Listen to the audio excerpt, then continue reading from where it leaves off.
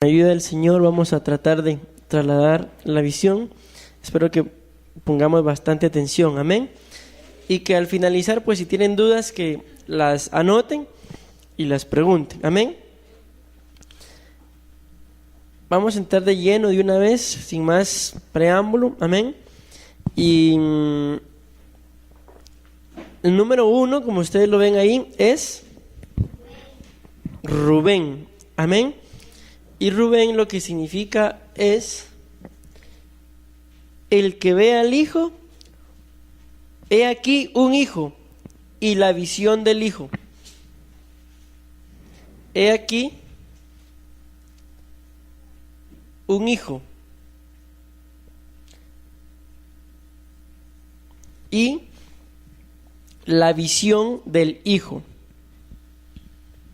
Les decía el día de ayer, así a grandes rasgos, que esta era el área de evangelismo. Ok. ¿Por qué evangelismo? Porque Rubén significa he aquí un hijo o la visión del hijo o del hijo, como lo quieran ver. Amén. Y una de las cosas que se hace en el área de evangelismo, ¿qué es? Según el significado, he aquí un hijo o la visión del hijo. ¿Y qué es lo que se hace en el área de evangelismo? Bueno, sí, todo eso sucede, pero no se olviden del significado. He aquí un hijo, la visión del hijo. Y cuando uno evangeliza o cuando uno habla de la palabra de Dios, ¿qué es lo que hace? No se olviden del significado.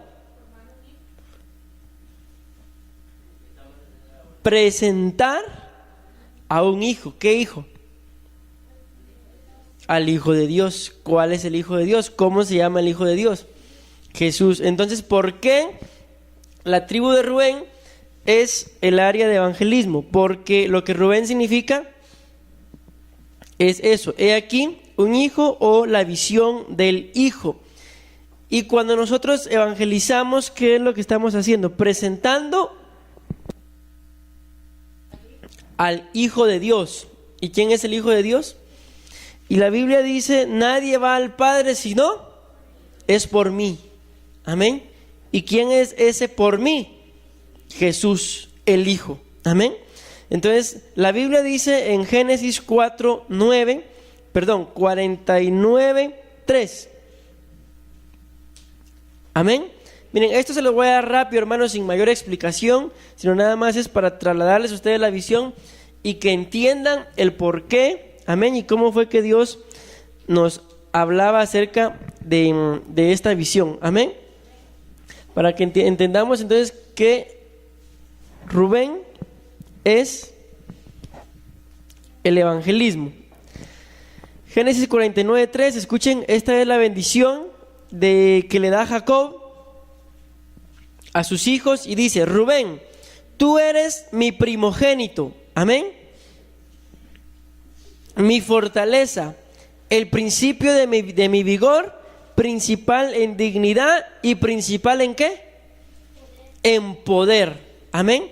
Esa es parte de la bendición que Jacob le da a su hijo Rubén. No es toda la bendición, ya ustedes descubran la otra parte de la bendición, porque la otra parte no fue tan buena por lo malo que hizo Rubén, amén. Pero miren ahora, acompáñenme a Deuteronomio 33:6. Deuteronomio 33:6. Dice la palabra del Señor, viva Rubén. ¿Y qué dice? Y no muera, y no sean pocos sus varones. Esa es la bendición que le da Moisés a la tribu de Rubén. Amén. Entonces miren, escuchen ustedes las dos bendiciones que en la Biblia se le da a la tribu de Rubén. Escuchen esto. En Génesis 49:3, la bendición se le da literalmente a la persona de Rubén. Amén. Pero ya en Deuteronomio 33:6, esa bendición se le da ¿a quién? A la tribu de Rubén. Y la Biblia dice ahí, viva Rubén. ¿Y qué dice? Y no muera. Y no sean pocos sus varones. Amén. Entendiendo esto entonces, la Biblia dice ahí, viva Rubén y no muera. Hermanos, una de las áreas de toda congregación, no solamente de esta, que hacen que las congregaciones no mueran, ¿cuál creen ustedes que es? El área de evangelismo. ¿Por qué? Porque el evangelismo es como estar dando constantemente a luz, como el mismo significado lo dice, he aquí un hijo. El evangelismo entonces es como estar dando constantemente a luz hijos. ¿Amén? ¿O no amén? Porque miren, para que ustedes hayan venido a esta iglesia, más de alguien les contó, ¿sí o no? ¿Sí o no? A ver, ¿quién se anima a decirme quién le contó? Tu tía Dilia te contó. ¿A vos, Jairo, quién te contó? Yo te conté. Bueno, yo no me acuerdo de eso. ¿A usted, Jonathan, quién le contó? Jairo. ¿Y a usted? Su tía Dilia. ¿Y a usted, Gabriel? Yo también. ¿Josué? Usted. Yo. ¿Y a usted? Su mamá. ¿Y a su mamá quién le habrá contado? Ya. Bueno. Entonces, ¿se dan cuenta cómo fue que llegamos acá? Bueno, tal vez yo les conté a ellos porque cuando empecé a botar las paredes, ellos obviamente tan lejos que viven, ¿va? ¿Sí? Entonces, ¿cómo es que la gente se va agregando por lo que dice, viva Rubén y no muera?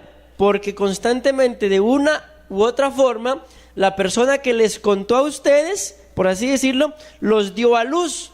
Porque si esa persona no les cuenta, el día de hoy estuvieran en cualquier otro lado, menos aquí. Amén.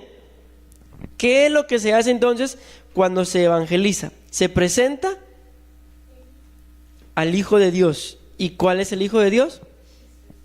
Jesús. Amén. Y por eso la Biblia es clara cuando dice, nadie viene al Padre si no es por mí. Amén. Miren, esto es una cadenita.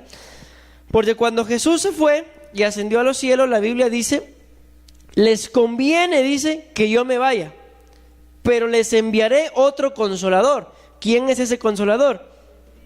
El Espíritu Santo. El Espíritu Santo, dice la Biblia, que fue, escuchen esto, Él fue dejado para guiarnos hacia toda verdad. Amén. ¿Quién es la verdad? ¿Quién es la verdad? Jesús. Yo soy el camino, la verdad. ¿Quién es la verdad entonces? Jesús o Cristo.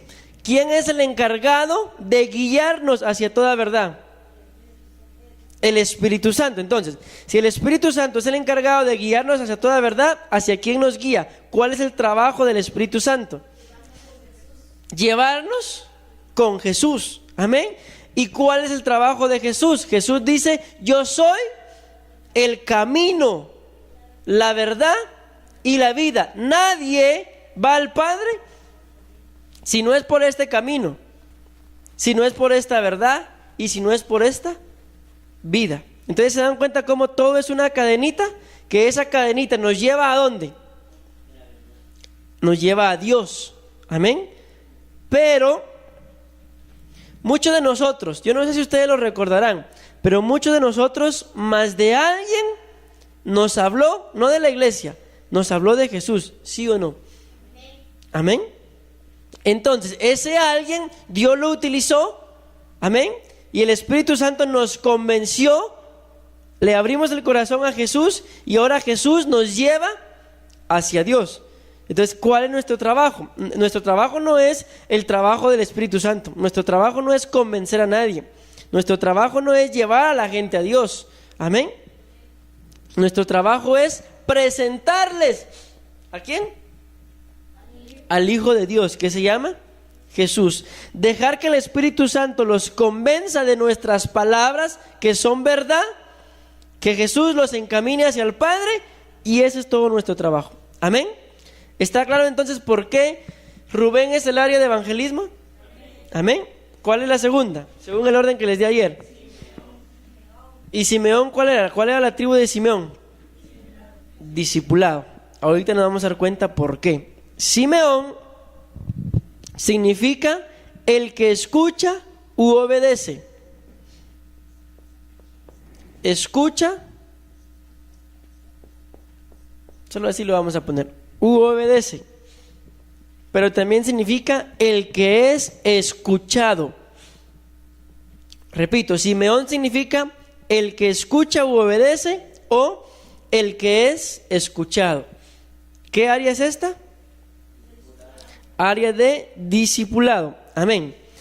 Y díganme, hermanos, ¿cómo puede uno hacer discípulos si para empezar los discípulos ni siquiera lo escuchan a uno y menos le obedecen? ¿Se puede? ¿Creen ustedes que Jesús se hubiera animado a dar la vida por esos discípulos si no le obedecían? Amén. Si no lo escuchaban. Miren cómo es esto.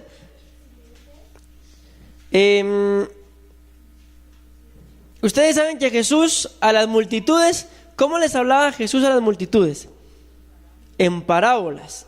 Cuando da él la parábola del sembrador y los tipos de tierra, él empieza a decir, ¿verdad? Y lo dice todo. Luego dice la Biblia que los apóstoles se le acercaron y le dijeron que qué era eso, que se lo explicaran. Amén.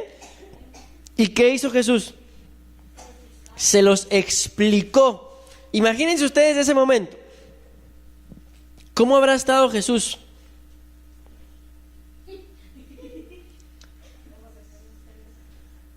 ¿Cómo habrá estado?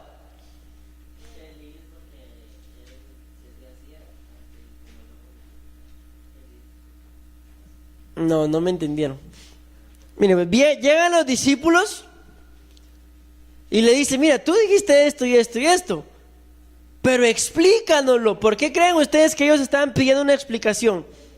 Porque no lo entendieron ni ellos tampoco. Amén.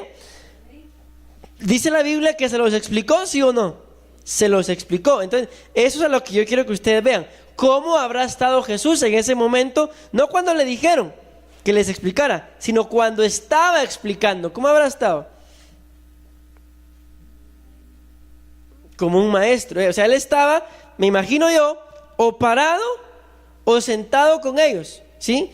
Y la otra pregunta es, por eso les hacía la primera, ¿cómo habrán estado los discípulos?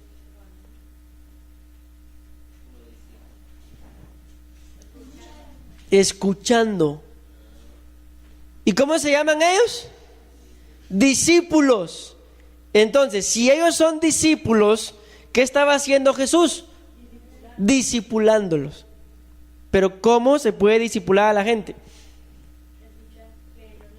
Cuando ellos escuchan y obedecen. Amén. Entonces, ¿por qué Simeón es el área de discipulado? Porque la única forma de tener discípulos o hacer discípulos es que ellos escuchen y obedezcan. ¿Por qué? Porque imagínense que yo me pongo a decirle a ustedes, hermanos, esto y esto y esto vamos a hacer. Me pueden escuchar, pero si no obedecen, no sirve de nada. ¿Por qué? Porque entonces no van a ser discípulos. Podrán ser discípulos de cualquier persona, menos míos. Amén. Dice la Biblia en el libro de Crónicas, primera de Crónicas 12:25 al 32, dice: de los hijos de Simeón 7,100 hombres, escuchen esto, valientes y esforzados para la guerra. Les leo otra versión. No, es primera de Crónicas 12:25. Amén. Luego Lucas 2:25. Miren, les aclaro algo antes de leerles una vez más los pasajes. Lucas 12:25, perdón, me estoy confundiendo acá. Primera de Crónicas 12:25 dice: de los hijos de Simeón 7,100 hombres valientes y esforzados para la guerra. Pregunto, dice 7,100 hombres valientes. Mi pregunta es, ¿será que tantos hijos tuvo Simeón? Entonces, cuando dice de los hijos de Simeón, 7,000 hombres valientes, ¿de qué está hablando ahí? ¿Está hablando de qué?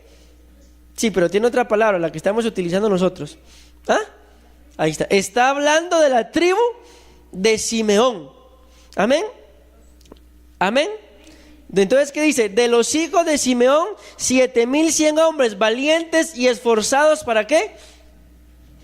Escuchen las características que da. De los hijos de Simeón, 7,100 hombres valientes y ¿qué? Y esforzados. ¿Pero para qué?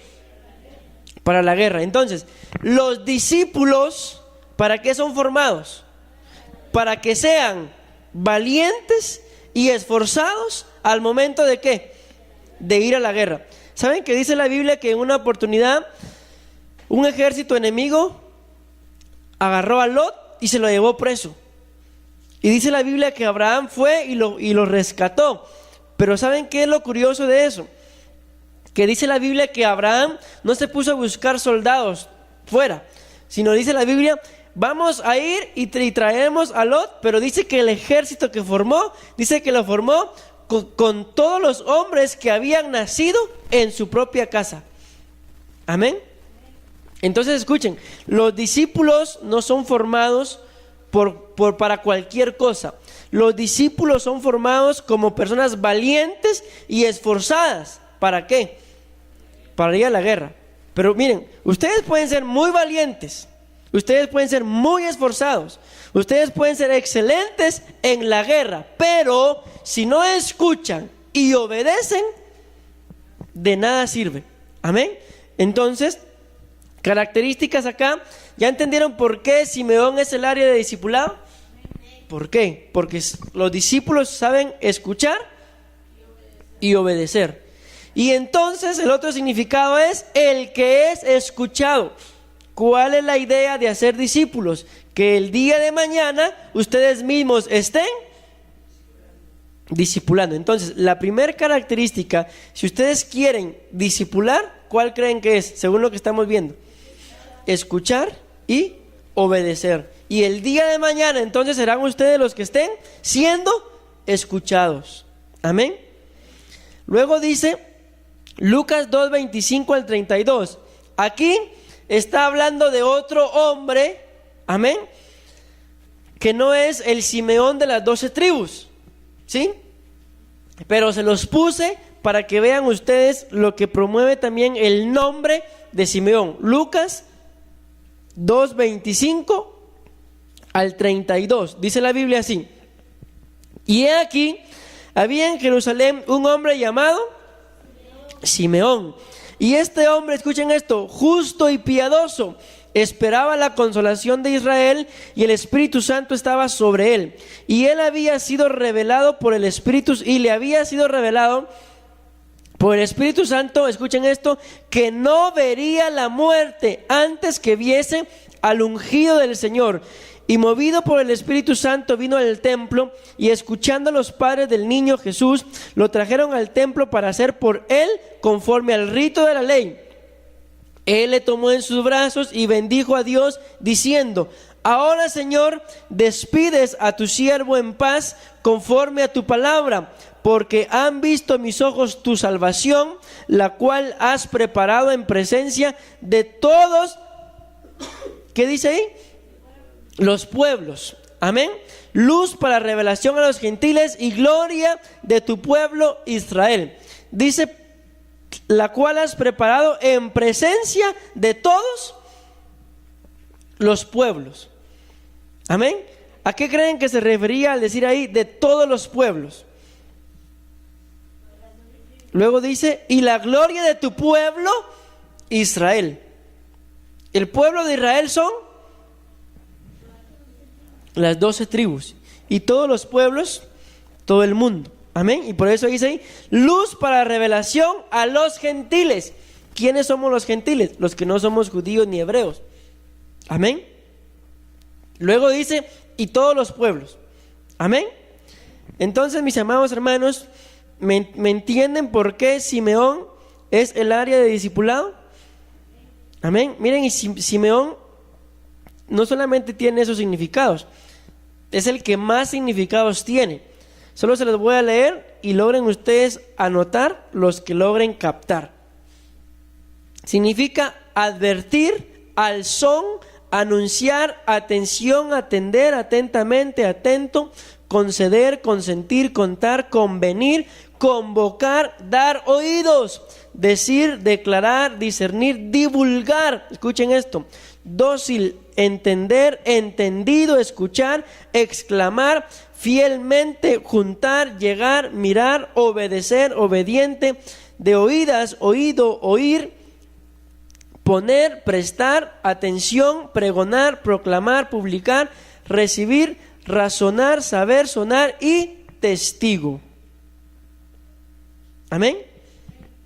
¿Está claro entonces el por qué Rubén es evangelismo, Simeón es discipulado? Número 3. Amén. Es Leví. Y Leví significa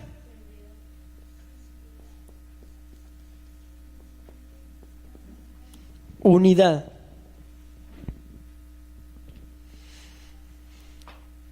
Amén. Pero escuchen estos versículos. Números 1:47 al 53.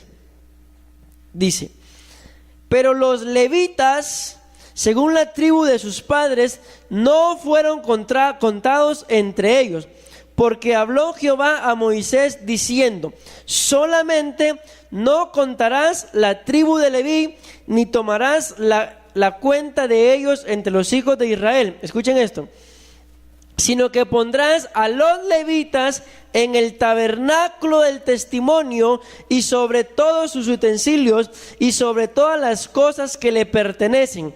Ellos llevarán el tabernáculo y todos sus enseres, y ellos servirán en él. ¿En cuál él? En el tabernáculo. ¿Y qué es el tabernáculo para nosotros el día de hoy? El templo o la iglesia. Amén. Y acamparán alrededor del tabernáculo, y cuando el tabernáculo haya de trasladarse, los levitas lo desarmarán, y cuando el tabernáculo haya de detenerse, los levitas lo armarán. Y el extraño que se acerque morirá. Los hijos de Israel acamparán cada uno en su campamento, y cada uno junto a su bandera por sus ejércitos. Pero los levitas acamparán alrededor del tabernáculo del testimonio, para que no haya ira sobre la congregación de los hijos de Israel, y los levitas tendrán la guarda del tabernáculo del testimonio. Amén. Ahora leamos Números 3, 12 y 13.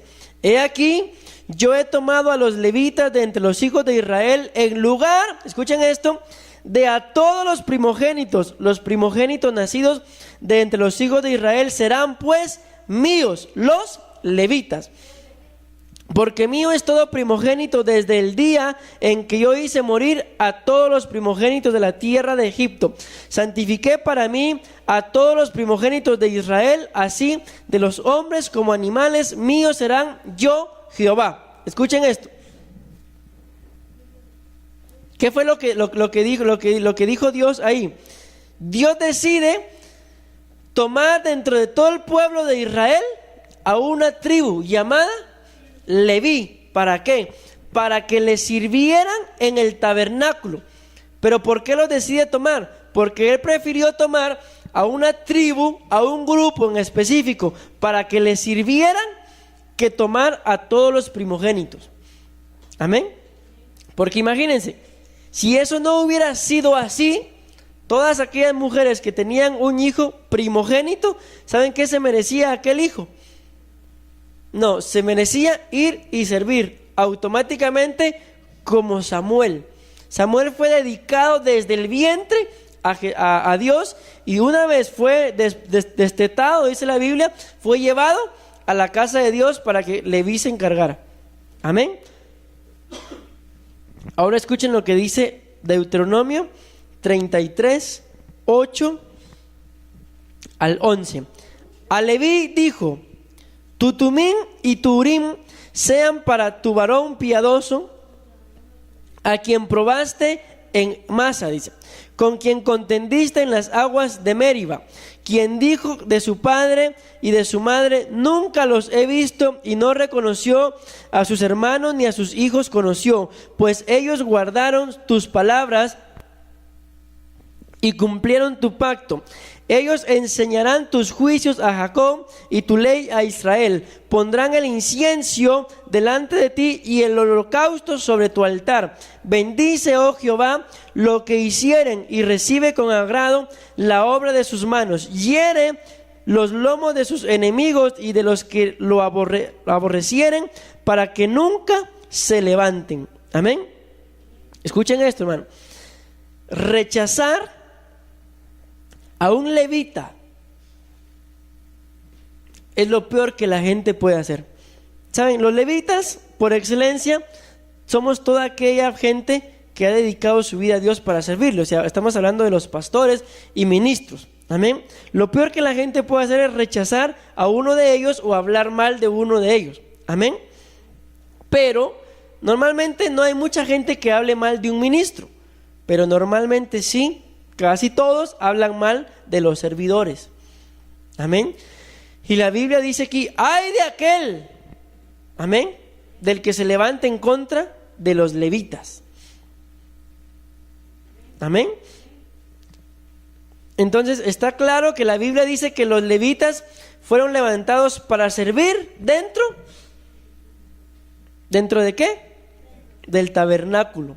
O sea, en estas palabras, dentro del templo. Y una de las funciones de los levitas es promover la unidad. Es por eso que Satanás, dentro de una de las áreas que más se mete, es dentro de los servidores.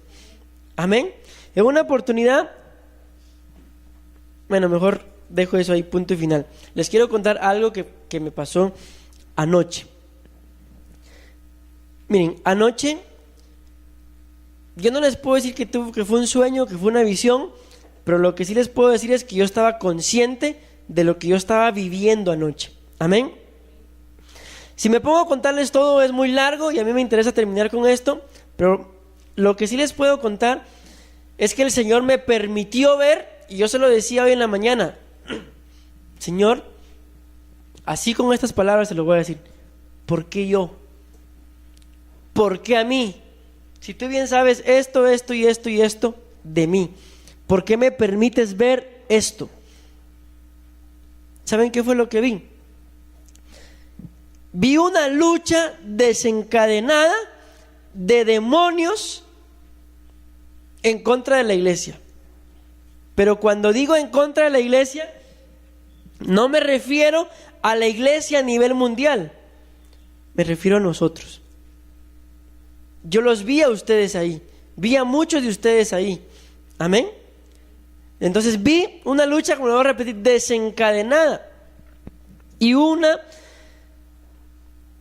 ¿cómo les puedo explicar? Miren, yo era uno de los guerreros. Todos ustedes fueron apareciendo uno a uno, porque no los vi juntos, ¿sí? Pero había un grupo de guerreros que habíamos sido dejados en la tierra para combatir a ese líder que estaba promoviendo un montón de cosas sucias en la tierra. Amén. Pero uno de esos líderes en particular la tenía contra mí, y era a mí al que quería matar. Pero ¿saben qué es lo hermoso de eso? Que en medio de que todo iba encima de mí, todos me buscaban a mí, había gente que yo no sé ni de dónde aparecían, pero siempre que yo estaba a punto de ser derrotado, aparecían y me defendían, y vencían a aquel o a aquellos que me querían matar. Amén. Luego me llevaban a un lugar, me vendaban y me volvían a restablecer y me volvían a mandar a la guerra. Salía una vez más a pelear, pero cuando yo salía, una vez más, todo lo que había sobre mí. Y otra vez corre y va de nuevo, ¿verdad? Llegó un punto en el que yo vi que estaba peleando aquí en la tierra y estábamos conquistando un montón de cosas, de guerras, de todo, lo estábamos conquistando, pero llegó un punto, vuelvo a repetir, en el que ese líder, yo no sé, sinceramente yo no sé qué tenía contra mí, pero lo que yo sí sé era que lo que quería era matarme. Y él podía estar concentrado en su guerra, pero cuando me miraba a mí, dejaba lo que estaba haciendo y se iba sobre mí. Entonces llegó un punto en el cual yo vi que estaba en un edificio enorme, enorme, enorme. Y yo me tiré y caí hasta abajo. Y cuando yo caí hasta abajo, ese ser una vez más aparece y aparece enfrente de mí. Y aparece con miren, yo sinceramente, yo me quedé con aquello, yo voy a escribir todo eso. Porque parecía una película, de verdad, parecía una película. Cuando ese ser sacó un arma enorme, como les digo, yo me tiré y caí, pero caí así como arrodillado. Así como cuando uno se tira de algún lugar y cae, ¿verdad? Yo caí arrodillado, pero cuando yo vi, levanté el rostro, ese ser ya era enorme, parado frente a mí y me tenía un arma. ¿Ves que miren, esto era pura película, como se los digo? ¿Han visto ustedes la película que usa Optimus Prime en los Transformers? El arma que usa, es enorme, ¿verdad? Pues un arma así me tenía a mí justo acá. Y cuando yo dije, bueno, aquí se acabó todo, volvieron a aparecer esos dos seres enormes detrás de mí, y el que me quería matar desapareció. Amén. Pero corre y va de nuevo. Luego ya me vi en una de las calles, los que conocen allá por Villahermosa, por la calle de la Despensa de Villahermosa, me vi ahí. Y ahí fue donde ya empezaron a aparecer algunos de ustedes. Pero ahí yo logré ver, si yo solo los vi a ustedes, en específico qué estaban haciendo, no lo sé, pero los vi. Pero ahí logré ver algo, que uno de los demonios se acercaba a este ser que la tenía contra mí y le dijo algo. Mira, le dijo, y le enseñó el cielo.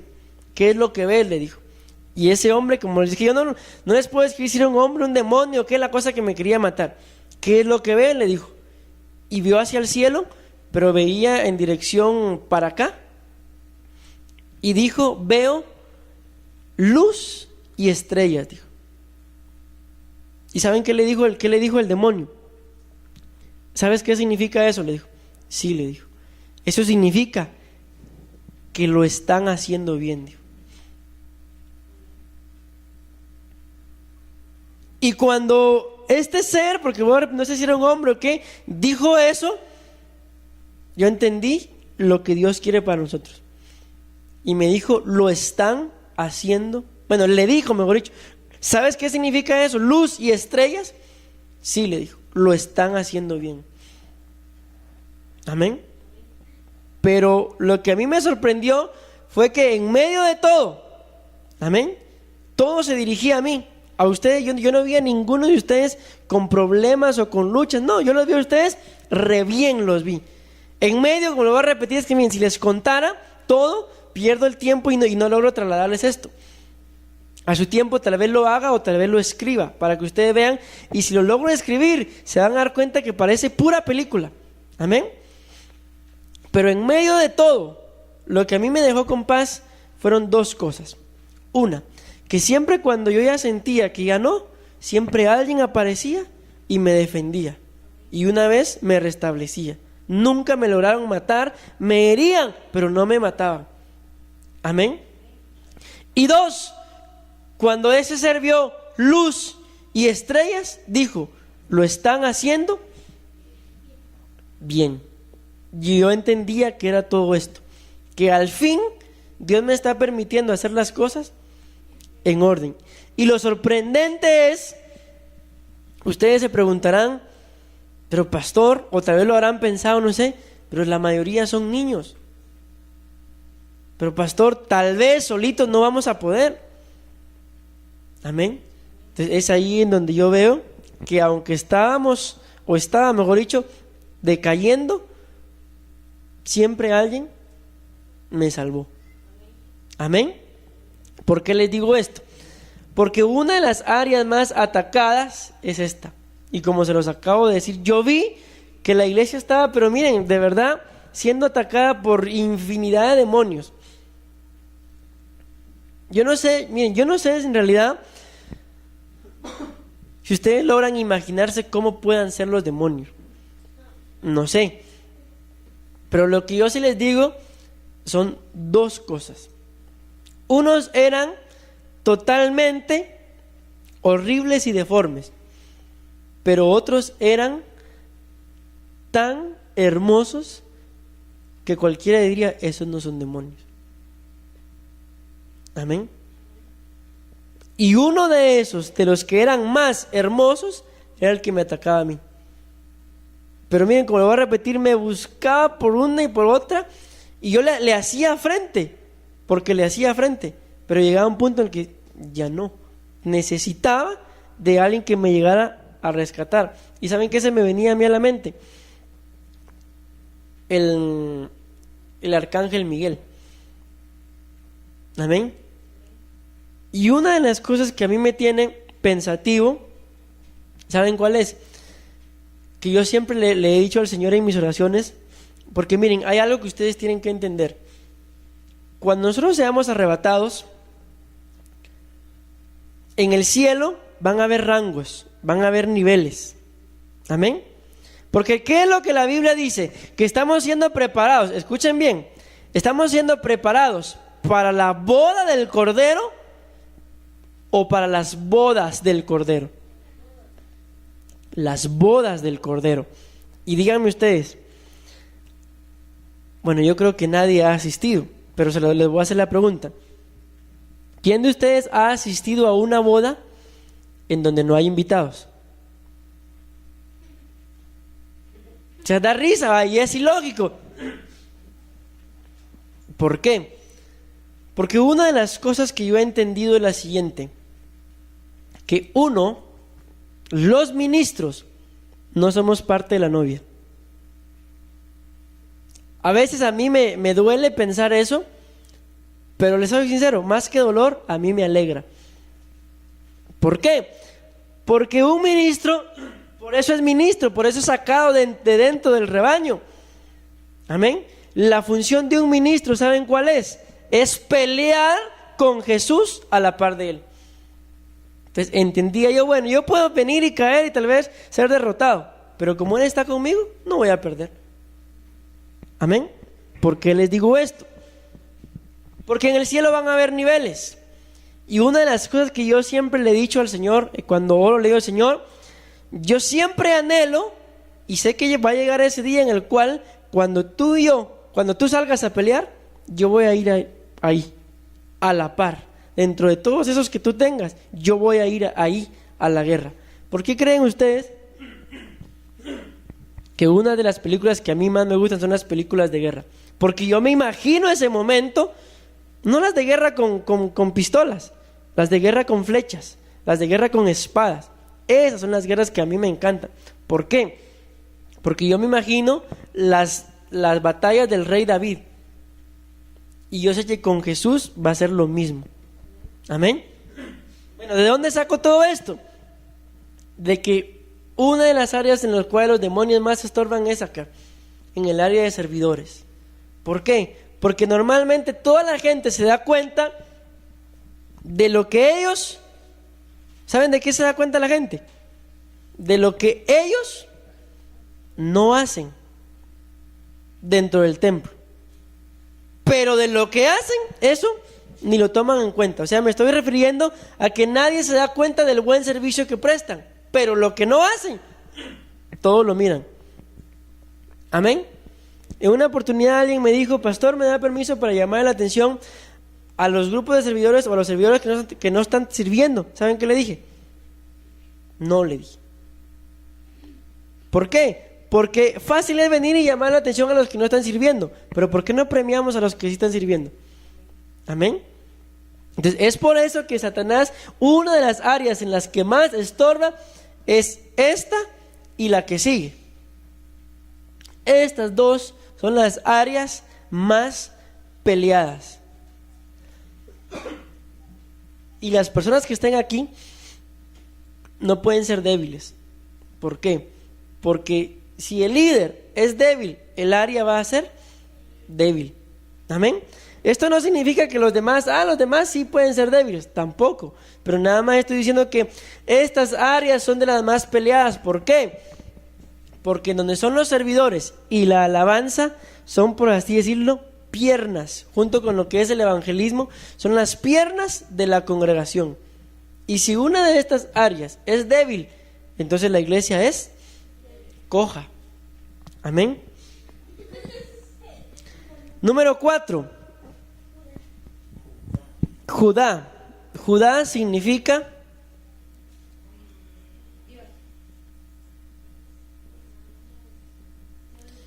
Dios es alabado.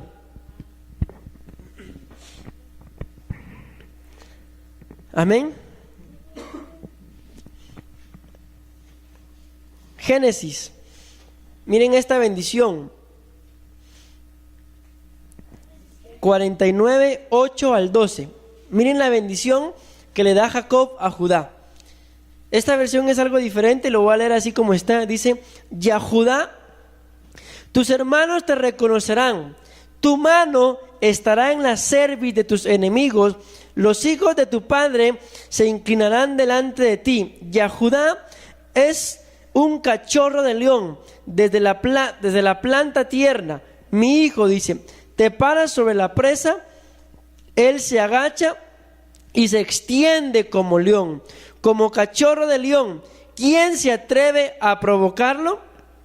Un regidor no fallará de Yahudá, ni un príncipe de sus lomos, hasta que venga para quien es reservado Silo, y él es la expectación de las naciones, atando a la vid su asno, y el potro del asno a la vid de uvas escogidas. Él lava sus ropas en vino, sus mantos en la sangre de las uvas, sus ojos más oscuros que el vino, sus dientes más blancos que la leche. Escuchen lo que dice ahora Deuteronomio 33, 7. Y esta bendición profirió para Judá. Dijo así: oye, oh Jehová, la voz de Judá, y llévalo a su pueblo. Sus manos le basten, y tú seas su ayuda en contra de sus enemigos. Miren, hermanos, una de las cosas que la mayoría de gente cristiana no entiende, ¿saben qué es? Que la alabanza es un momento de guerra. Que la alabanza no es un momento para estar yo ahí, alabaré. Dime ustedes, ¿quién va así a la guerra? Y uno que vaya así es solamente para que lo maten. En una oportunidad, una de las películas que a mí más me gusta, le dicen, hay un rey que es el rey de Inglaterra. ¿Y saben cuál es la orden del rey? Dice, rey, dice, el ejército contrario, que eran los escoceses, ya viene. Y el rey dice, manden a los irlandeses, dice, que les hagan frente, porque son más baratos los irlandeses que las flechas, dice. Sin darse cuenta que los irlandeses estaban del lado de él nada más, pero a la hora de la guerra estaban del lado de los escoceses. Entonces los irlandeses llegan, y cuando ya están enfrente de los escoceses, se empiezan a saludar. Pero no me importa tanto eso, me interesa lo que el rey dice: manden a la guerra a los irlandeses, porque son más baratos que las flechas, dice. Entonces hay mucha gente así, amén, que la alabanza la toman como un momento, qué hueva, y un montón de cosas y pretextos, sin darse cuenta que la alabanza, se los voy a explicar más detallado después, es el momento en donde la guerra se desata. ¿Por qué creen que después de una alabanza gloriosa la prédica fluye así? ¿Saben por qué? Porque la alabanza es como cuando ustedes, imagínense que este terreno fuera un terreno baldío, pero que está lleno de monte, piedras y un montón de cosas. Díganme, ¿quién de ustedes le gustaría venir al templo si estuviera así? ¿Qué hay que hacer para llegar a tener este templo? Lo primero que hay que hacer, ¿qué es? Limpiar el terreno. Entonces la alabanza es justamente eso, es como que empezar a abrir brecha, a chapear, a quitar todo el monte para que aquí se pueda levantar algo bien edificado. La alabanza es justamente eso, es la pelea que se desata antes de que la semilla sea sembrada. Es la preparación de la tierra. Saben que ahorita que fui a Tequizate, miren, me fui a meter a unos caminos que yo mismo decía, Dios mío, ¿qué ando haciendo yo aquí? Porque ustedes no me van a creer, tal vez les voy a enseñar las fotos después. Para pasar a donde íbamos, teníamos que pasar unos alambrados. Uno nos levantaba el alambre y el otro se metía. Tuvimos que pasar por un lugar en donde yo andaba con sandalias, y la única forma de pasar era meterse entre el lodo. Así como lo ven. ¿Y qué creen que hicimos?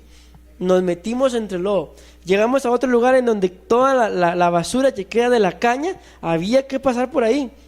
Y así pasamos y llegamos hasta donde íbamos. Pero en uno de esos caminos que nos fuimos abriendo, había un señor trabajando la tierra. Y yo le tomé un video. Y ahí lo tengo en la cámara. ¿Por qué? Porque él estaba preparando el terreno. ¿Para qué? Para que viniera la semilla. Pero lo estaba haciendo bajo aquel sol, un sol que deshidrata a la gente de una vez.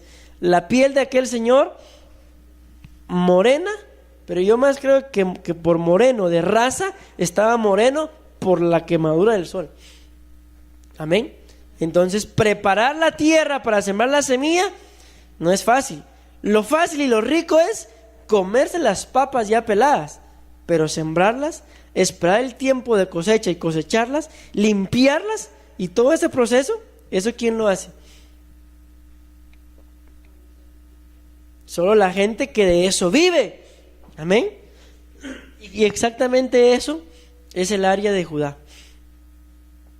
Amén. Bueno, pero voy más rápido porque ya el tiempo nos ha avanzado. Bueno, tengo casi 20 minutos todavía. Número 5, Zabulón. Miren, ya no voy a tener tanto tiempo para anotar, nada más les voy a dar los significados. Zabulón significa morada y habitación. Y Zabulón es el área de actividades dentro del templo. ¿Y qué significa Zabulón? Habitación y morada.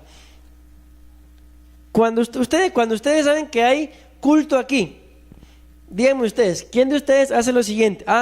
Hoy es viernes o jueves, hoy es domingo, hoy hay culto en la iglesia, yo voy a ir. Pero díganme ustedes, ¿quién en su corazón dice, voy a ir a la iglesia porque voy al culto, pero se va a meter a cualquier otra iglesia deseando estar aquí? Ninguno hace eso, ¿verdad?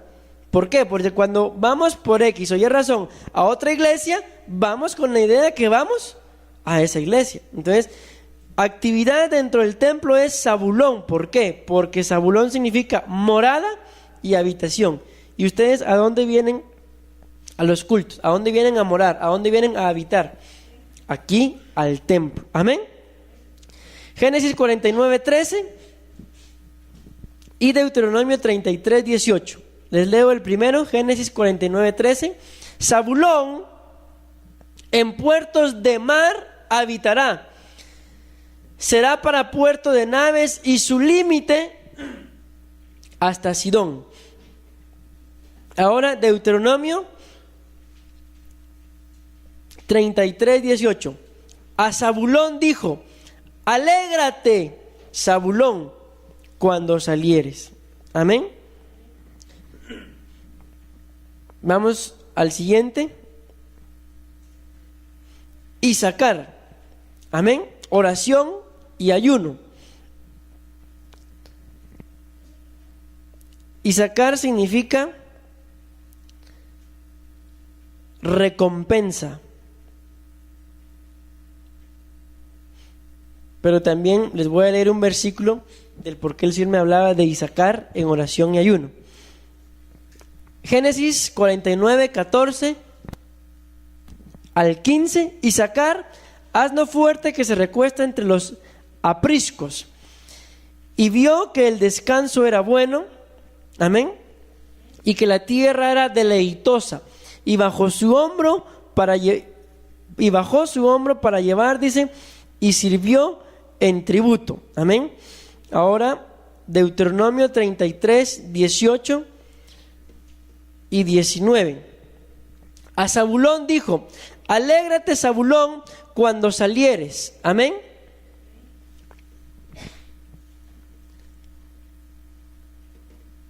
Zabulón, cuando salieres. No, estamos hablando de Isaacar, ¿verdad? Y tú, Isaacar, en tus tiendas llamarán a los pueblos a su monte. Ahí sacrificarán, dice, sacrificios de justicia, por lo cual chuparán la abundancia de los mares y los tesoros escondidos en la arena. Ahora escuchen esto. Primera de Crónicas 12:32. De los hijos de Isaacar, 200 principales. Escuchen esto. Entendidos en los tiempos y que sabían lo que Israel debía de hacer, cuyo dicho seguían todos sus hermanos. ¿Cuál es esta área de Isaacar? Amén, oración y ayuno. ¿Por qué? Porque dice la Biblia que los de la tribu de Isaacar eran entendidos ¿en qué? En los tiempos, y que sabían lo que Israel debía hacer, a cuyo dicho seguían todos sus hermanos. Pregunto, ¿cómo podían los de la tribu de Isaacar ser entendidos en los tiempos? ¿Cómo podían ellos indicarle a Israel lo que tenían que hacer? ¿Y cómo los hermanos lo iban a seguir si no hubiera estado de por medio Dios? Cuando ustedes oran, ¿Dios les habla? Cuando ayunan, ¿Dios les habla? Entonces, ayuno y oración es Isaacar. ¿Por qué? Porque en el ayuno y la oración Dios nos habla y podremos ser entendidos en los tiempos y sabremos lo que Dios quiere para nuestra congregación. Amén. Vamos con el 7. El 7 es Dan y es el área de ministración. Y miren lo que significa Dan. Dan significa juicio o el que juzga. Génesis 49:16. Dan juzgará a su pueblo como una de las tribus de Israel. Deuteronomio 33:22. Adán dijo: Dan es cachorro de león que salta en Basán. ¿Saben qué dice la Biblia en el caso de Débora o Moisés? Dice la Biblia que cuando el pueblo tenía algún problema, iban con Moisés, ¿para qué? Para que los juzgara. Pero no el juicio como, miren, es que nosotros cuando entendemos la palabra juzgar, creemos que es hablar mal de alguien. Pero estos hombres juzgaban para dictar sentencia si eran inocentes o culpables. Amén. Entonces, ellos dicen que cuando la gente tenía algún problema, acudían a ellos, porque la Biblia también dice que Débora juzgaba a Israel debajo de una palmera. Pero ustedes creen que Débora se ponía a juzgar, así como lo hace la gente el día de hoy, a ver los errores. No, eso no es juzgar, sino Débora y Moisés se ponían ¿para qué? Para dictar una sentencia de inocencia o culpabilidad. Y es por eso que esta es el área de administración. Esto no significa que en administración vamos a decirles a todos que son culpables, ¿verdad? Sino significa que en administración vamos a ayudarlos a todos para resolver sus problemas. Amén. El área de supervisores del templo, este es Gad.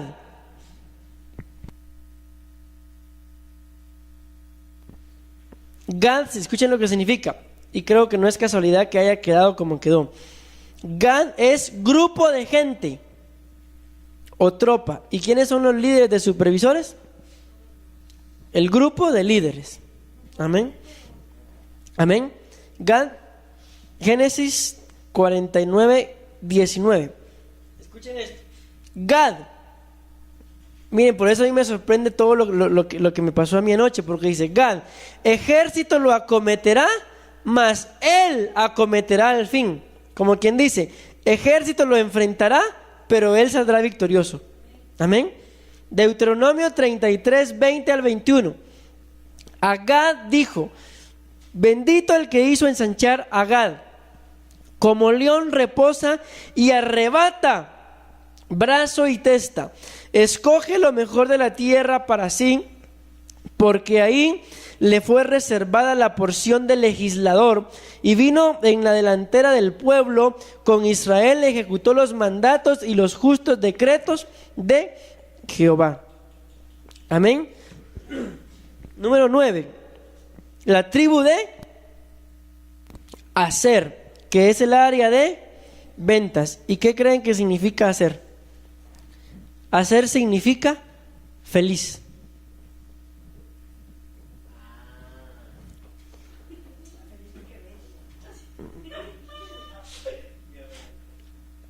Aser significa feliz. Dice la Biblia en Deuteronomio 33, 24 al 27. A Aser dijo: bendito sobre los hijos sea Aser, sea el amado de sus hermanos, y moje en aceite su pie. Hierro y bronce serán tus cerrojos, y como tus días serán tus fuerzas. No hay como Dios de Jesurún, quien cabalga sobre los cielos para tu ayuda. Amén. Y sobre las nubes con su grandeza. El eterno Dios es su refugio, y acá abajo los brazos eternos, dice. Amén. Él echó de delante de ti al enemigo y dijo: destruye. Amén.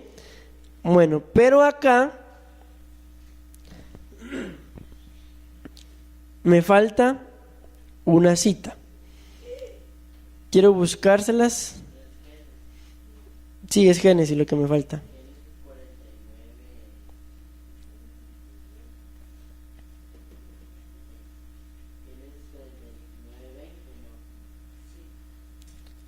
Ahí está. El pan de Aser será substancioso, y él dará deleites. ¿A qué dice? Al rey. Algunas versiones dicen que Aser será el encargado de hacer o servir manjares al rey. Amén. Entonces es justo y no es casualidad que la tribu de Aser sean los de las ventas. Y miren la bendición o el significado de lo que significa Aser. Significa feliz. ¿Por qué creen que Dios nos pone esto? A que los de las ventas sean felices, porque es otra de las áreas que el diablo siempre ataca. Amén. Número 10. El número 10 es liderazgo. Neftalí. Y escuchen lo que significa esto. Neftalí significa el que pelea. Y díganme ustedes, ¿es fácil llegar a ser líder? ¿Quién llega a ser líder?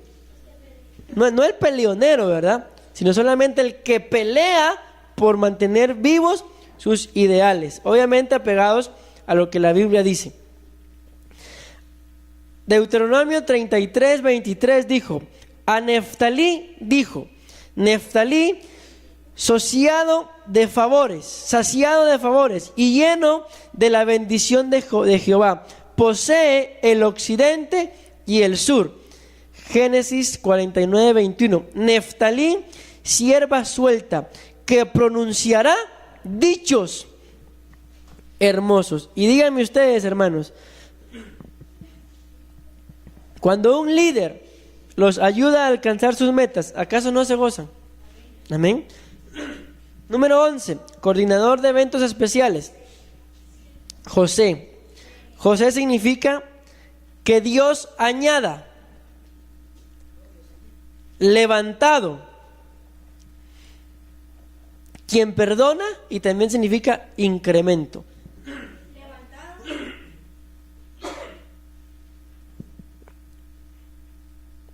Génesis 49, 22 al 26. Rama fructífera es José, rama fructífera junto a una fuente, cuyos vástagos se extienden sobre el muro. Le causaron amargura, le asaetearon y le aborrecieron los arqueros, mas su arco se mantuvo poderoso. Escuchen esto una vez más, relacionado a lo que les acabo de contar de la visión o sueño. Le causaron amargura, lo asaetearon y le aborrecieron los arqueros. Miren esto. Mas su arco se mantuvo poderoso y los brazos de sus manos se fortalecieron por las manos del fuerte de Jacob, por el nombre del pastor de la roca de Israel, por el Dios de su padre, el cual te ayudará, por el Dios omnipotente, el cual te bendecirá con bendiciones de los cielos de arriba, con bendiciones del abismo que está abajo, con bendiciones de los pechos y del vientre. Las bendiciones de tu padre fueron mayores que las bendiciones de mis primogenitores. Hasta el término de los collados eternos serán sobre la cabeza de José y sobre la frente de aquel del que fue apartado de entre sus hermanos. Miren esto. El versículo 25 dice: con bendiciones del abismo que está abajo. Miren las actividades especiales, por eso tienen un nombre especial. ¿Y cuál fue la bendición que le dieron a José? Una bendición especial, que la Biblia dice que será bendito desde el cielo. Por eso esto me llama a mí la atención. Y será bendito aún con bendiciones del abismo. Imagínense eso. Cuando ustedes escuchan la palabra abismo, ¿qué idea se les viene?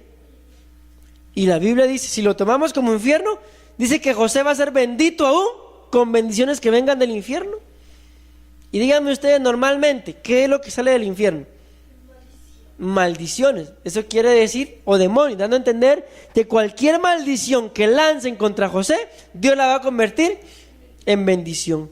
Eso es lo que yo entiendo, porque yo no puedo creer que me quieran bendecir a mí desde el abismo, pero sí quiero creer que me deseen desde allá para darme muerte.